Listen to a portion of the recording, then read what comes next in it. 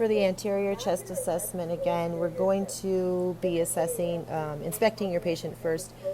If possible, we really want to have the gown removed for this part because it's a lot easier to inspect and look for symmetry, especially when assessing the respirations and skin lesions, things like that. But for this, Professor Bird had her gown on. But first, we would inspect for symmetry, color, and lesions of the anterior chest. We're going to be assessing the depth and the rate of respirations and the rhythm. So we're going to be looking at how fast or slow or how shallow and deep your patient is breathing here. And then next we're going to be looking for when the patient breathes in and out. You're looking here for that chest rise and chest fall to be symmetrical. You're looking for depth and rate. So if they have really shallow, they're breathing really fast, that's a cause for concern. If they're breathing really, really deep, that's not good either. That could be Kussmaul's breathing. So we're looking at the depth, we're looking at the rate, and it looks normal to me. It doesn't look like she's in respiratory distress. The depth looks normal. After inspection, we're going to palpate the skin for temperature again, so using the dorsal side of the hand to assess for temperature, assessing for moisture, tenderness, and masses on the anterior chest. Remember when and if we have to move the breast at all, to use the back of the hand. I don't demonstrate that, but just be really sensitive in this area. After palpation, we're going to auscultate for lung sounds using the diaphragm of the stethoscope.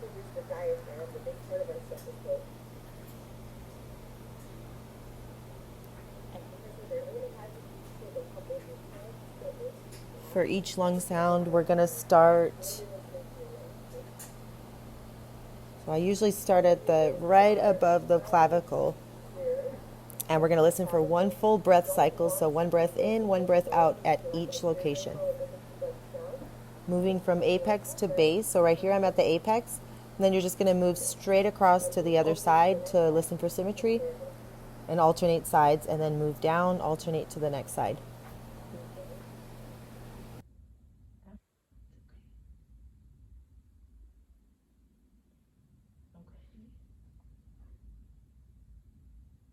So what I'm listening for is any adventitious sounds. So that would be things like ronchi, crackles, strider.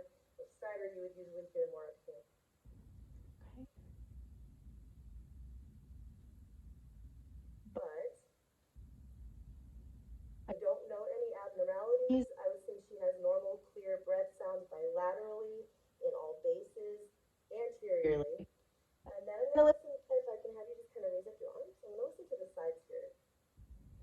So on the right side, over here, your patient's right, you're going to have an extra lobe. You have a middle lobe over here that you want to make sure you assess because you can't hear it from the anterior. Okay, good. So the lungs are clear to auscultation bilaterally, and you also want to make sure you hear lung sounds not just up here but down here as well. And then we're going to assess the heart sounds.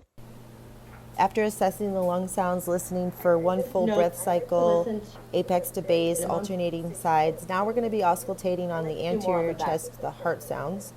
So again, we're going to use our diaphragm, and a good acronym to remember is APE to man, APETM, and this indicates the valves, the spots that you're listening to. So starting off,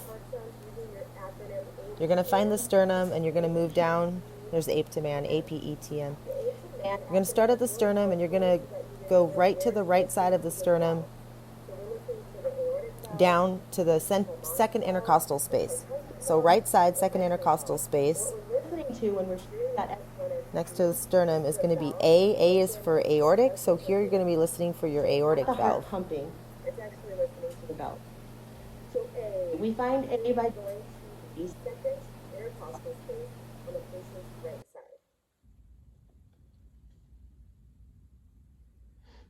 Then we move directly over second intercostal. Moving straight across to the left side, second intercostal space, sternal border is going to be the pulmonic valve.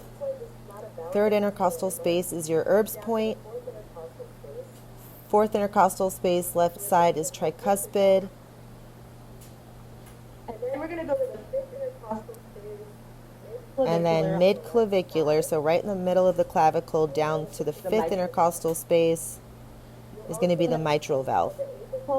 You'll also hear this called the apical pulse or the point of maximal impulse, PMI. This is the one we listen to for a full 60 seconds. This is a location where you can hear the S1 and the S2 the best, and so this is why we listen to this spot before we're going to give any sort of cardiac medication like digoxin or something that can really affect the heart rate. We want to listen to the apical pulse. That's the most important spot to listen.